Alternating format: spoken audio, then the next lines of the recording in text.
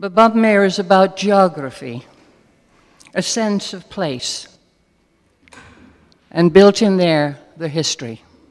It gives me pleasure, therefore, to call on Dr. Bob Maher and his team to help us journey through this day and to bring us into new ways to look at who we are and what we do. Dr. Bob Maher, thank you.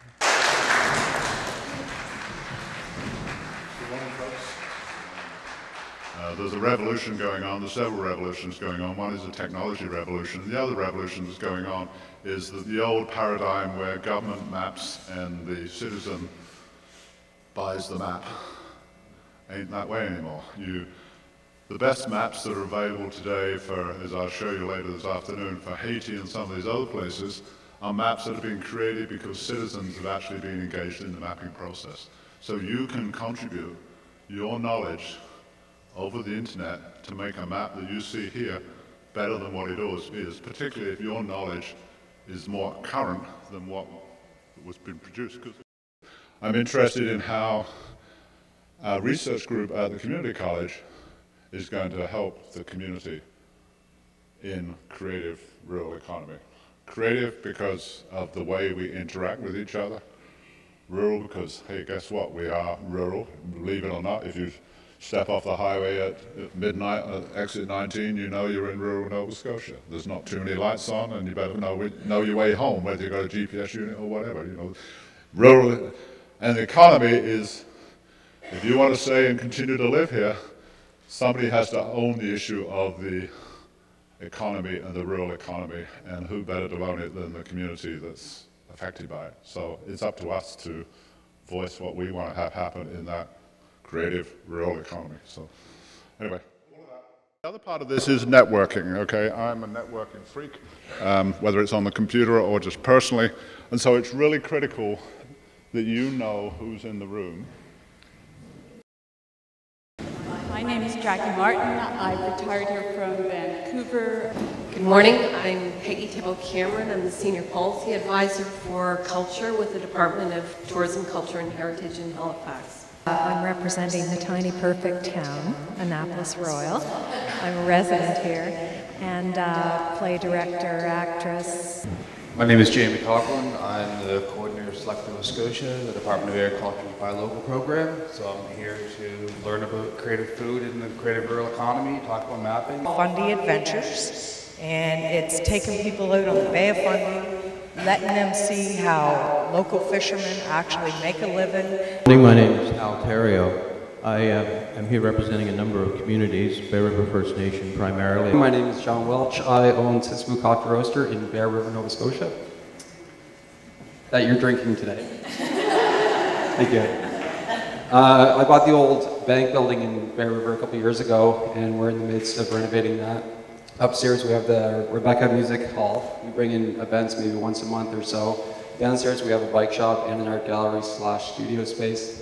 And in the back we have the coffee roaster, and we're just trying to help revitalize that community.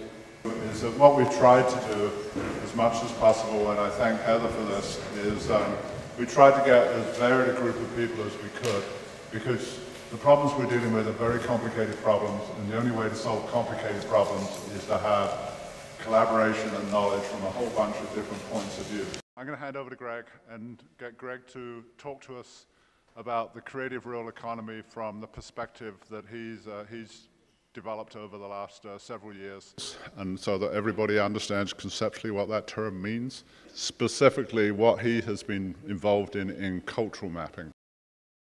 And really what cultural mapping and cultural planning is about is rediscovering the assets that are in communities and leveraging those assets to support community building and economic development. What the consultants said was that, you know, if you hang on to a traditional economic development model, which is about attracting, you know, big new businesses or big new industries, you have zero competitive advantage.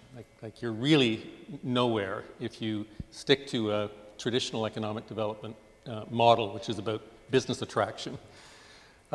But if you flip it over and you think about the quality of place in Prince Edward County as your primary economic asset, and you build out from that, then you really have an opportunity to build a vital and prosperous economy in this rural community.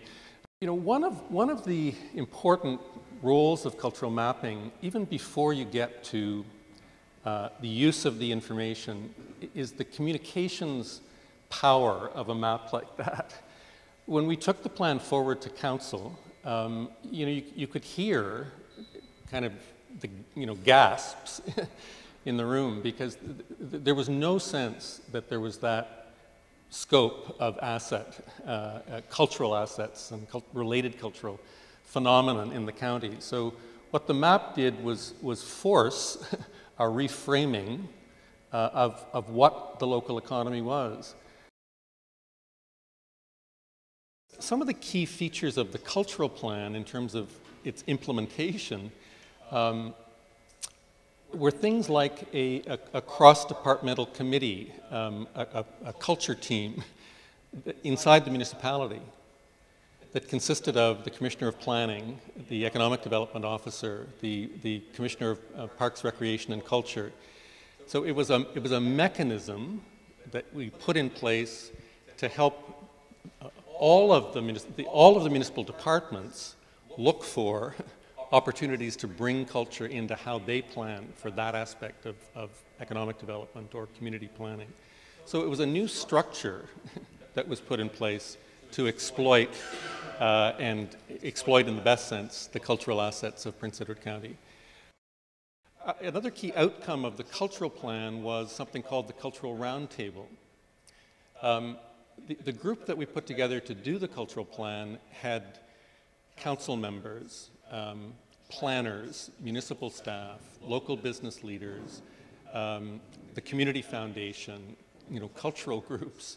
So it was a cross-sectoral leadership group that came together to develop the plan, and that group morphed into a cultural roundtable, which is the cross-sectoral group responsible for implementing the plan and continuing to support cultural development in Prince Edward County.